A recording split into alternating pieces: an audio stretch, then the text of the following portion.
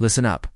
The discussion about visceral fat is fundamentally different from general fat loss, and it is absolutely independent from the regular weight loss conversation. Look, I'm not denying that calories in and calories out will make you lose weight. That is basic physics. Today, we are going to dissect a brand new study that outlines the most optimal diet for reducing visceral fat. This research, published in BMC, is one of the more interesting studies because it completely changes how we approach this dangerous fat. What you're about to learn will revolutionize your understanding of fat loss. But there is very clear evidence that visceral fat does not operate on the same axis. A few years back, a study published in Nature Communications involving over 40,000 people and their MRI scans looked specifically at visceral fat. They found something profound. Visceral fat was the only type of fat on the human body directly associated with cardiometabolic disease. And this is where it gets interesting: subcutaneous fat. Your regular, jiggly fat was not linked to cardiometabolic dysfunction. The same research group had previously found solid links between polyphenols and metabolic health. They wanted to see what truly delivered for weight loss, and specifically, visceral fat reduction. In fact, gluteofemoral fat was actually cardiometabolic protective. Pretty darn awesome. Don't miss out on future insights that will shatter your misconceptions and empower your health journey. People can lose weight, but not lose visceral fat. On the contrary, they cannot lose weight, but actually shed visceral fat. First, let's look at the polyphenols that had the biggest impact. The two key players were hippuric acid and urolithin. But visceral fat is the only one that has a clear, unequivocal, "this is a problem" stamp on it. Are these polyphenols directly affecting visceral fat, or are they proxies for something else? So when you eat these polyphenol-rich foods, your gut bacteria break them down, producing beneficial compounds like hippuric acid. The more I study, the less convinced I am that it's just the fiber in fruit that's beneficial. It might be the polyphenols acting as a fiber without being a fiber, nourishing your good gut bacteria, while also acting as a weaponry against bad bacteria. A large study in diabetes found that when saturated fat intake increased, visceral fat seemed to increase as well. Now, for someone on a low-carb, ketogenic, or carnivore diet, that's a different metabolic mechanism. Lean protein means natural cuts of meat, not purposely opting for super juicy briskets or ribeyes every single time. But when you're eating a standard diet, it's pretty clear that exceeding 20% of your daily fat from saturated fat can be metabolically deleterious for visceral fat. Yes, 2 cups. We're talking blackberries, black currants, raspberries, wild blueberries, packed with hippuric acid. Decaf is fine too. It works. You're muscle sparing. It helps you burn fat. It boosts fat oxidation. And it's loaded with the polyphenols directly associated with less visceral fat. It's not as much sugar as you think, maybe 40 grams of carbs total.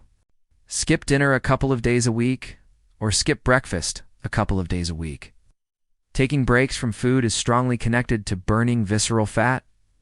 I'm not saying cut out red meat. I'm saying perhaps opt for slightly leaner cuts more often. You still get natural fats, but you're not purposely choosing the fattiest cuts constantly. Generally, the darker the berry, the higher in hippuric acid. And guess what else is rich in hippuric acid? Green tea. No surprise, they increased green tea consumption in the study. Visceral fat is such a proxy for our metabolic health that things can influence it long before they even influence our overall body weight. I'll see you tomorrow. While a bit harder to metabolize, research shows urolithin A can protect against gaining visceral fat even on a high-fat, high-calorie diet. Think about that. Their body weight didn't change at all, but they lost dangerous fat in the visceral region. That, in and of itself, is fascinating. It's just by adopting generally healthier lifestyle practices, they got better. Literally just by adding those in. This leads to a powerful conclusion. These polyphenols might be incredibly good for visceral fat reduction. Because they are so exceptionally good for the gut, there is a very strong correlation between your microbiome and visceral fat, far stronger than the gut's link to overall. BMI, by implementing these specific strategies, not just guessing, you strategically addressing the unique mechanisms of this dangerous fat. It dives even deeper into specific foods that unlock your body's true fat-burning potential. They saw a 3.9% weight loss and, drumroll please, a 14% reduction in visceral fat. What this study did was compare 3 distinct diets. So when we talk about losing belly fat, we're not just talking about aesthetics, we're talking about serious health protection. Before we dive into the study, let's clarify why visceral fat is such a critical target.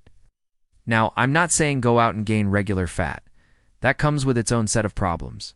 This BMC study didn't do what most research does, which is compare a beautiful diet to a sloppy, standard American diet. Of course, there's going to be a difference. A clean, healthy guideline diet, this was actually a pretty solid diet. Higher protein, good veggies, fruits, not bad at all. Standard Mediterranean diet. The typical Mediterranean diet you'd find if you looked it up or, frankly, experienced in Europe. An optimized, polyphenol-rich Mediterranean diet. This was a Mediterranean diet with a little more fruit, a little more tea, a little more polyphenols. The reason for this focus on polyphenols? If you're finding this information eye-opening and you're ready to dive deep into evidence-based strategies for permanent fat loss that actually work, then hit that subscribe button right now. All right, let's talk about the findings of this study, because this is where things get really interesting, and it debunks some common nutrition ideas out there. It's a healthy diet guideline group. This group didn't lose any weight, 0, but they ended up losing 4.2% of their visceral fat. The regular Mediterranean group, they saw pretty decent effects. A 2.7% weight loss, and in addition to that, a 6% reduction in visceral fat. It's the optimized polyphenol-rich Mediterranean group. This group just added more green tea and a duckweed shake. This study screams that it doesn't just have to do with calories when it comes to visceral fat. So what can we take away from this? What's the protocol? Hippuric acid. This is usually found in forest berries. Think blackberries, black currants, wild blueberries, chokeberries. Urolithin. A. You typically find this in pomegranates, some nuts, and various forms of tea. Now here's where we connect the dots, and this is why I hope you're still paying attention. Hippuric acid is strongly associated with gut health. It's a byproduct of the microbial metabolism of polyphenols. A study in Nutrients shows that polyphenols act as a prebiotic fiber and protect against gram-negative or bad bacteria in our gut. Get this. A study in Scientific Reports found that higher levels of hippurate and hippuric acid were associated with better gut health. One more crucial point from the optimized Mediterranean diet: they reduced some overall saturated fat consumption.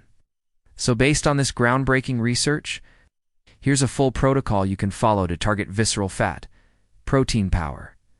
Aim for about 1 gram of lean protein per pound of lean body mass daily. Dark berry boost. Consume about 2 cups of dark berries per day. Green tea gold. Drink 2 to 4 cups of green tea per day. Polyphenol-rich veggies. Include loxalate, leafy greens. The study used duckweed, but focus on getting diverse polyphenol-rich vegetables. Aged cheese benefits. Enjoy some Parmesan or Pecorino Romano. Fractal eating. Practice the occasional extended time-restricted feeding. Gut care, focus. Incorporate bone broth. Consider occasional colostrum or collagen supplements. Actively avoid emulsifiers like polysorbate 20, 60, and 80.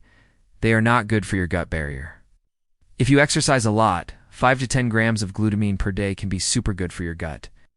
Add half to 1 cup of fermented dairy per day. Yogurt, kefir, cottage cheese. This isn't just about weight loss.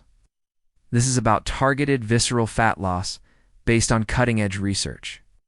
So, if you're ready to stop spinning your wheels and start making real, measurable progress against that stubborn visceral fat, then tap on the video appearing on your screen now.